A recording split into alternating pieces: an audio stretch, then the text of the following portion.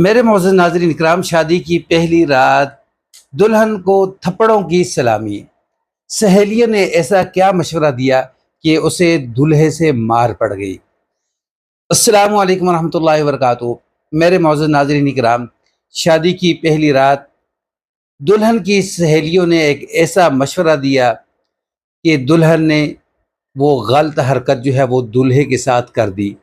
तो दूल्हा जो है पहली बार बर्दाश्त कर गया, दूसरी बार बर्दाश्त कर गया, लेकिन तीसरी बार जो है उसने दुल्हन के ऊपर थप्पड़ों की बारिश कर दी। मेरे मोहसिन नाज़रीन इकराम, लव मैरिज और अरेंज मैरिज के अंदर फ़र्क ये है कि जो अरेंज मैरिज है वो वालिदैन यानी करवाते हैं, तो उसके अंदर बहुत ज़्यादा खैर होती है। मैं आपको बताता हूँ कि दुल्हन ने ऐसी गलत हरकत कौन सी की है।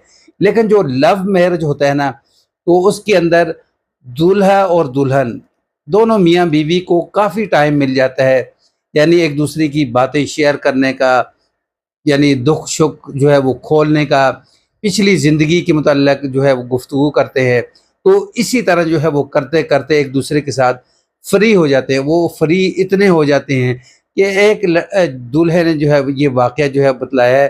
कहता है कि मेरा फ़ेसबुक के ऊपर एक लड़की के साथ जो है वो मोहब्बत और प्यार हो गया, लब हो गया। तो लड़की के वालिदैन ने लड़की से पूछा कि आपकी नज़र में कोई लड़का है तो बतलाएं। तो लड़की ने कहा कि हाँ, मेरी नज़र में पाकिस्तानी लड़का है। लड़की भी पाकिस्तानी थी, लेकिन बाहर यूरोप के अंदर रहती थी। लड़की ने कहा कि फ़लाँ जगह है। तो लड़की वाले जब पाकिस्तान आते हैं, हमारे घर आए, हम खासा खाता पीता घर था, तो उन्हें मैं भी पसंद आ गया, मेरा घर भी पसंद आ गया।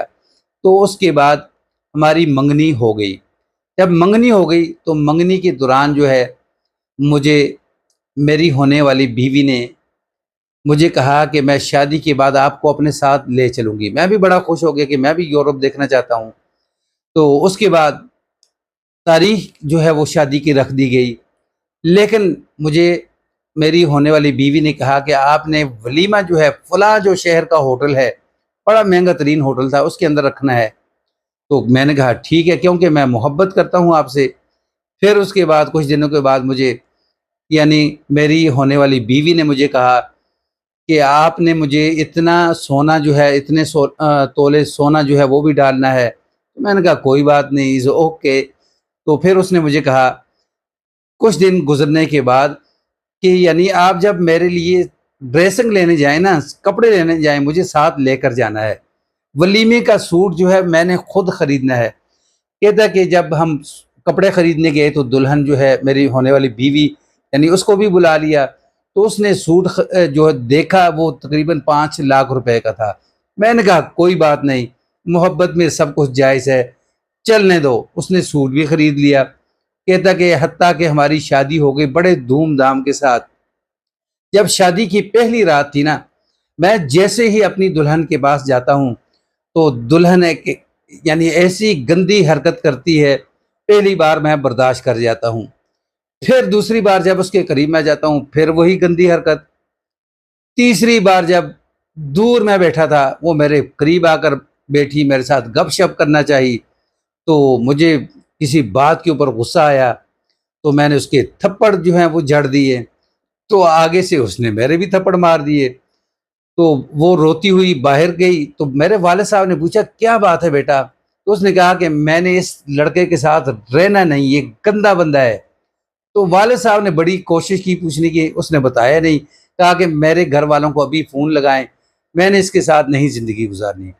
तो वालिद साहब ने उसके वालिदैन को बुलाया, वो आए, आकर उन्होंने समझाया कि बेटा इतनी दूर से हम इतना पैसा लगा कर आए, इतना खर्च किया हमने, तो आपने ये क्या किया है? ऐसे ना करो। लेकिन लड़की जो है वो ज़िद पर यानी अड़ गई थी कि नहीं, मैं इस घर में नहीं रहूँगी, इस दूल्हे के साथ नहीं रहूँगी, ये गंदा है। तो दुल्हन को वालिदैन उसके उसके घर ले गए। तो अगले दिन जो है मेरे वालिद साहब ने पूछा कि बेटा ऐसी बात हुई क्या है? तो मैंने अपने वालिद को कहा कि अब्बा जी, जब मैं अपनी दुल्हन के पास गया तो इतनी गंदी स्मेल आ रही थी, इतनी गंदी स्मेल आ रही थी। मैंने कहा कि ये क्या है? तो उसने कहा कि ये स्मेल आपको सूंघनी पड़ेगी। तो मैंने कहा कि खैर, मैं बर्दाश्त कर गया।